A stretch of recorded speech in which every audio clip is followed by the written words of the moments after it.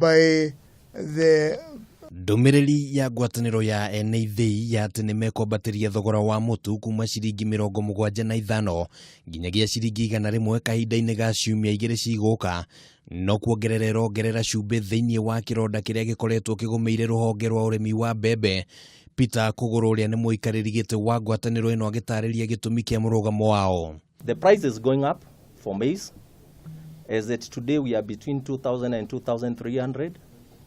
And actually, even with that price, the maize is not available.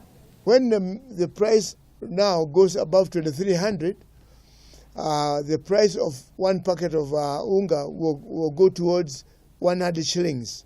And that could happen within the next 2 weeks. Kuringana na ngwataniro ino, kihumo gia thina uyu kiumanite na gukorwo ati thirikari nderekereirie mbembe iria cihurite makumbi-ini ma ruhonge rwa bodi ya irio nyumu NCPB, na gukiri uguo arimi makaga kanya ga kwendia mbembe ciao, ona gutuika arimi mari ona guoya wa kwendia mbembe ciao na thogora wa thi kuri ithii kana NCPB. So they don't normally release the maize to the market unless the cabinet sits and approves it. And that's what we're waiting for. The cabinet sits and release those stocks you say they are having. We have our stocks, and because there is a lot of maize in the market, cheaper than what we have, nobody is buying from us because our price is 2,300.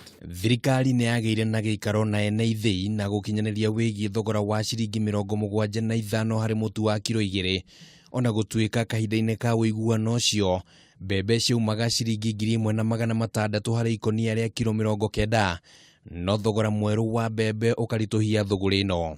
The government has to know what to do, but all what we are saying is the price of 75 is no longer attainable right now.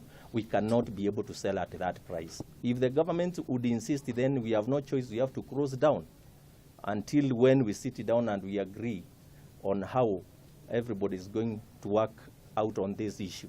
Kahinda-ini gaka ithii maugite ati mathiaga makonia 400 ma mbembe hari kiumia, na gukiri uguo riendekithia riao ni korwo no menderio mbembe na thogora wa gatagati ga ciringi 1,600 na ciringi 1,800. Ngiribotera mutaburuko wa mohoro ma Kameme TV, ritwa riakwa ni Kimani wa Ngujiri. The CS had promised, if you were not meeting, that you'll release the maize in 2 weeks.